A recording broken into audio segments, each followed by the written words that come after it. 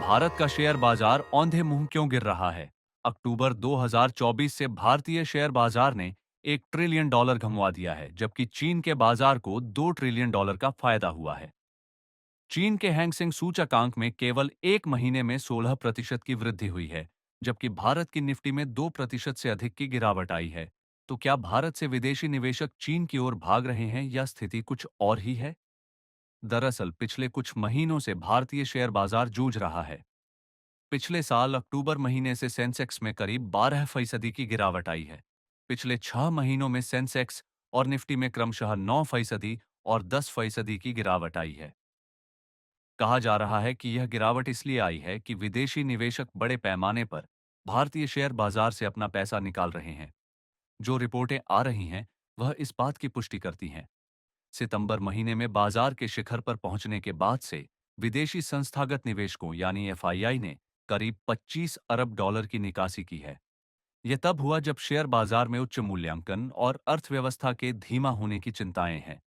एक रिपोर्ट के अनुसार भारतीय शेयर बाजार में एफआईआई की बिकवाली लगातार जारी है। जनवरी में एक्सचेंजों के माध्यम से 81,903 करोड़ रुपए के शेयर बेचने के बाद एफआईआई ने इस महीने 21 फरवरी तक 30,588 करोड़ रुपए के शेयर बेचे। तो सवाल है कि विदेशी निवेशक शेयर बाजार से पैसे निकालकर कहां ले जा रहे हैं? इस सवाल का जवाब इसमें भी मिलता है कि ये पैसे क्यों निकाल रहे हैं। विदेशी निवेशक विभिन्न कारणों से भारतीय शेयरों से पैसा निकाल रहे हैं। इनमें भारत का जीडीपी विकास दर धीमा होना, कंपनियों के कमजोर नतीजे, अमेरिका में ट्रेजरी यील्ड में वृद्धि, अमेरिका में मजबूत आर्थिक विकास और डॉलर में तेजी शामिल है। अमेरिकी बाजार में बेहतर रिटर्न मिलने के कारण एफआईआई भारत जैसे उभरते बाजारों के बजाय वहां निवेश करना पसंद कर रहे हैं। इस बीच चीन के शेयर बाजार ने भी जोरदार वापसी की है। इस वजह से भारतीय इक्विटी तुलनात्मक रूप से कम आकर्षक लग रही है। चीन की एआई डीपसीक की एंट्री, चीनी कंपनियों के अपेक्षाकृत सस्ते मूल्यांकन, अलीबाबा और लेनोवो जैसी फर्मों के अच्छे प्रदर्शन से एफआईआई चीन में फिर से रुचि दिखा रहे हैं।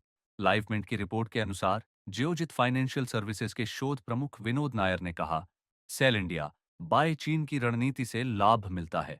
बाजार का मूड सतर्क है। निराशावादी भावनाएं तब तक बनी रहने की संभावना है जब तक कि कॉरपोरेट आय में उल्लेखनीय सुधार नहीं होता और आसान ग्लोबल लिक्विडिटी और स्थिर मुद्रा के साथ अनुकूल माहौल नहीं बनता है। जियोजित फाइनेंशियल सर्विसेज के मुख्य निवेश रणनीतिकार डॉ वी के विजय कुमार के अनुसार भारतीय बाजारों के लिए सबसे बड़ी चिंता एफआईआई की निरंतर बिक्री है। इंडिया टुडे की रिपोर्ट के अनुसार उन्होंने कहा, चीनी शेयरों में तेज उछाल एक और निकट अवधि की चुनौती है। वेल्थ मिल्स सिक्योरिटीज में इक्विटी स्ट्रैटेजी के निदेशक क्रांति बाथिनी ने भी बताया कि अल्पावधि में निवेशकों के लिए चीन का बाजार अधिक आकर्षक हो गया है। हालांकि चीनी शेयरों में मजबूत तेजी के बावजूद सभी विशेषज्ञों का मानना है कि यह रुझान लंबे समय तक नहीं रहेगा।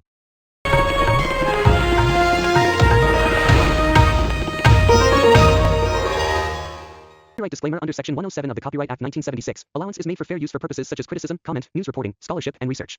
Fair use is a use permitted by copyright statute that might otherwise be infringing.